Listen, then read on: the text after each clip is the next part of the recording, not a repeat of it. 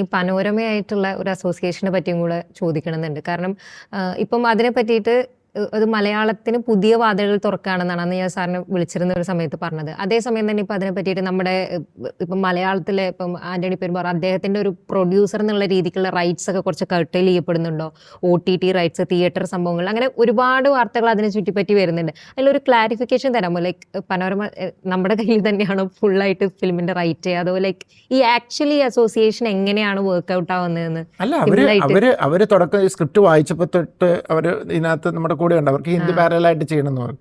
അപ്പോൾ അവരെ സംബന്ധിച്ചിടത്തോളം അവർ വന്നു സ്ക്രിപ്റ്റ് വായിച്ചു, അവർക്ക് സ്ക്രിപ്റ്റ് ഇഷ്ടപ്പെട്ടു. പക്ഷെ ചില ഏരിയയിൽ കേരളത്തിൽ വർക്കാകുന്ന പോലെ അവിടെ വർക്കാവത്തില്ല. അപ്പോൾ അവർ പറഞ്ഞു ഞങ്ങൾക്ക് കുറച്ച് ചേഞ്ചസ് വരുത്തണം എന്നുണ്ട്.